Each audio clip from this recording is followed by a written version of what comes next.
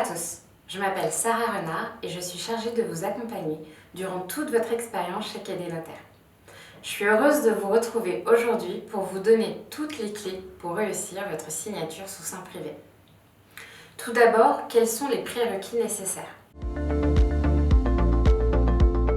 Il faudra veiller à bien avoir créé votre compte sur la plateforme Cadet Notaire, utiliser un ordinateur avec une webcam pour vous et votre client. Nous vous recommandons d'utiliser, vous et votre client, le navigateur Chrome pour une navigation optimisée sur la plateforme Cadet Notaire.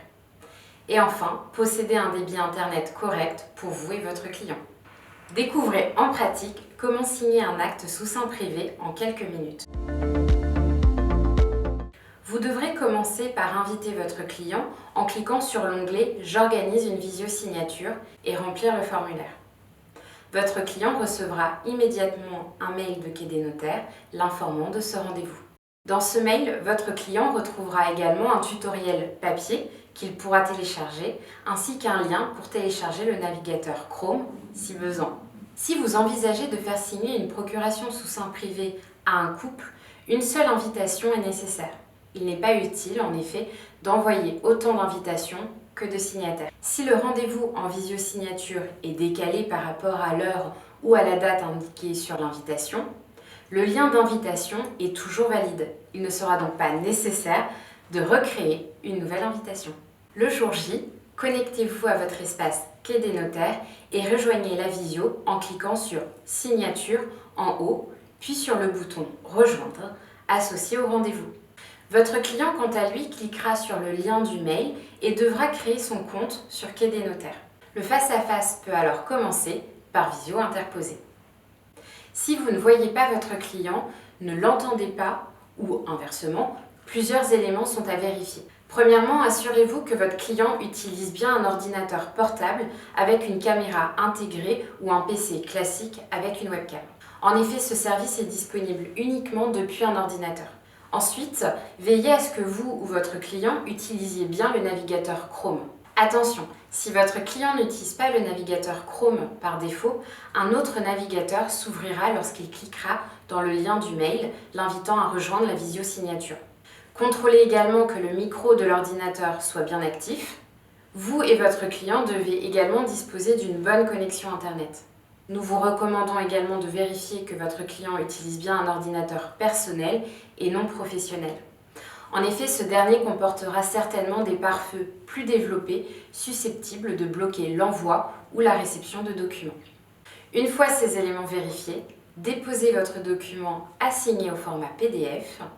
Puis, à l'étape 2, vous devrez indiquer que votre client est à distance. Si vous ne retrouvez pas le nom de votre client, c'est simplement que celui-ci n'a pas encore créé son compte. Dans ce cas, attendez de voir votre client et actualisez ensuite votre page. Son nom apparaîtra de suite.